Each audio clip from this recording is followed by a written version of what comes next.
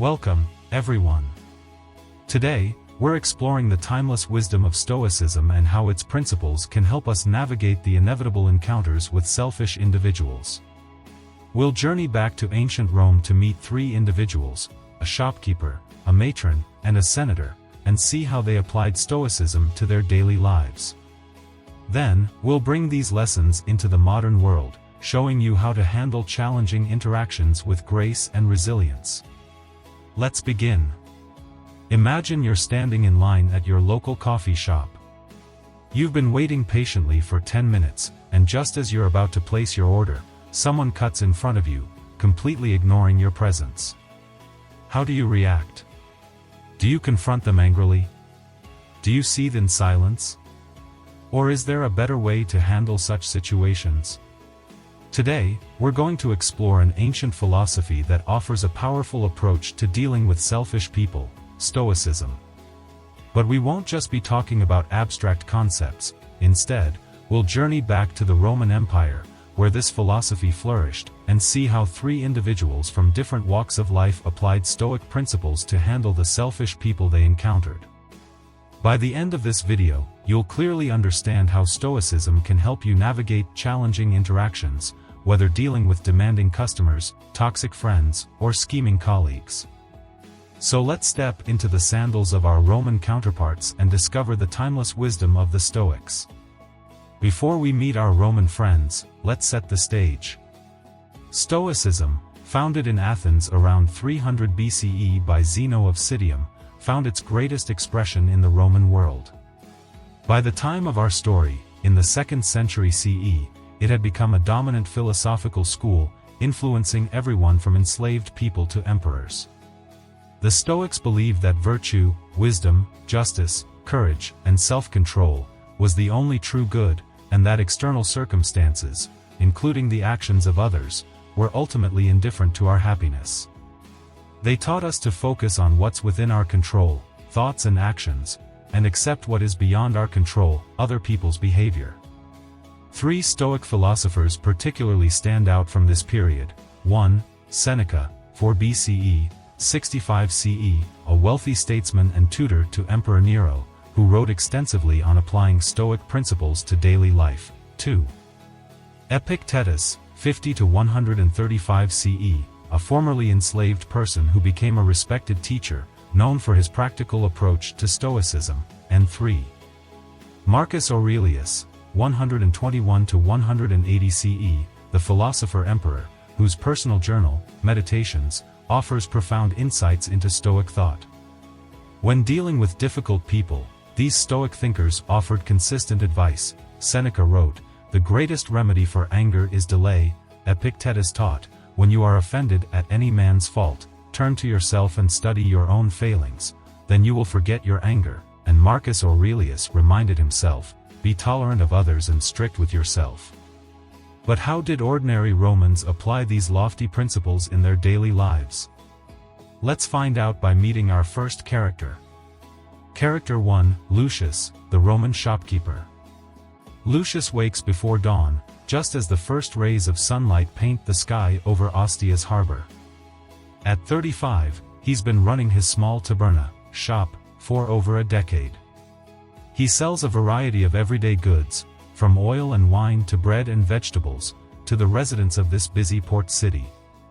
As he opens his shop, located on a narrow street just off the main square, Lucius takes a moment to reflect on the day ahead. He knows he'll encounter all sorts of customers today, some pleasant, some difficult, but he's prepared. Every morning, he reads a passage from Epictetus's Enchiridion, a popular summary of Stoic teachings. Today's passage reads, "Remember that it is not he who gives abuse or blows who insults, but the view we take of these things as insulting. When, therefore, anyone provokes you, be assured that it is your own opinion which provokes you." Lucius ponders these words as he arranges his wares.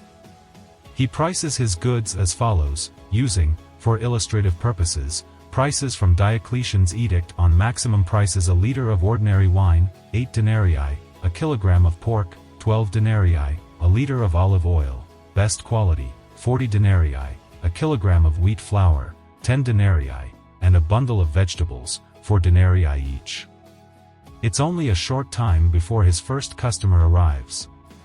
Lucius handles several more difficult customers throughout the day, each time applying Stoic principles, focusing on his own reactions, remembering the importance of virtue, and viewing each interaction as an opportunity for character improvement.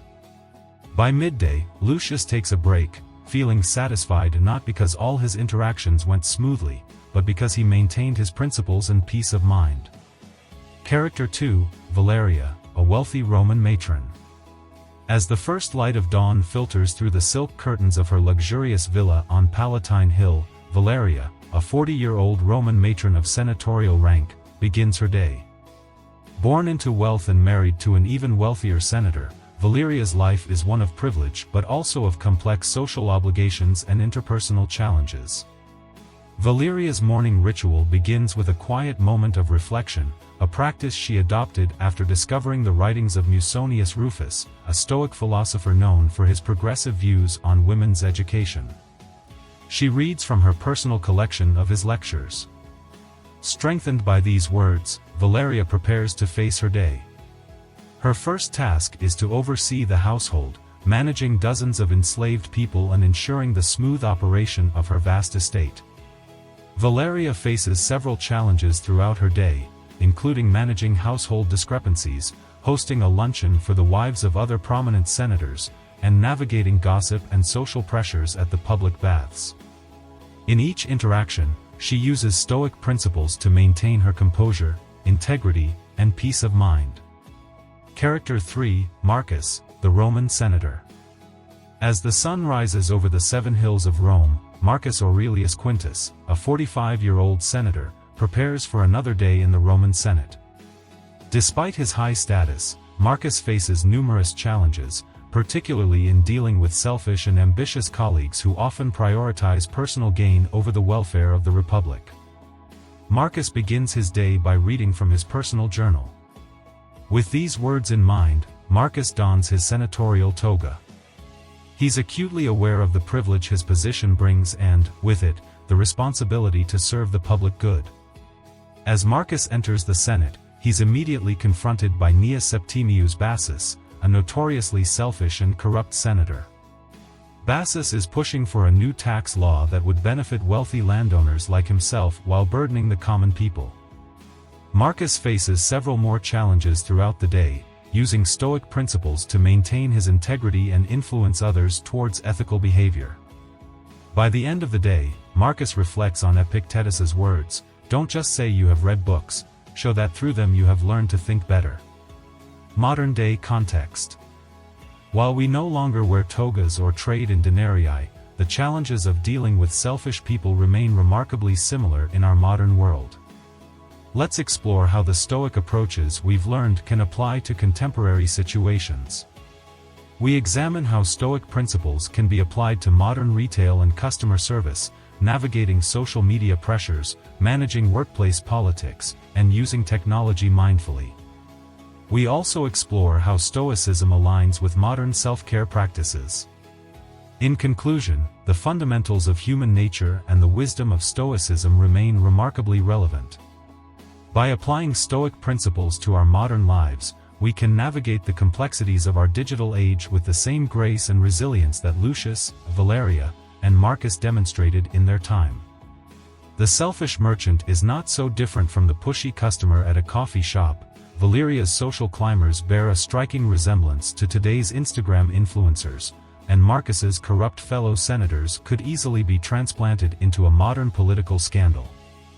This consistency in human behavior is precisely why Stoic philosophy remains so relevant. Its insights into human nature and practical strategies for maintaining our integrity and peace of mind are as applicable today as they were 2,000 years ago.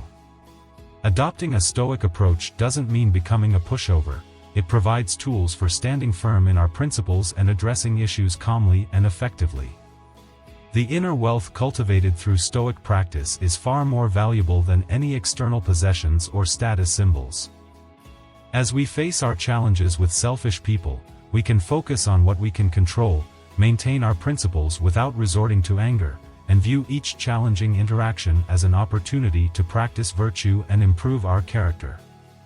In doing so, we might find, as Seneca did, that the willing fate leads on, the unwilling fate drags along. By willingly embracing the Stoic approach, we can navigate life's challenges with grace and resilience, turning potential sources of frustration into opportunities for growth. You have a choice. How will you choose to react? Ready to cultivate inner strength and resilience?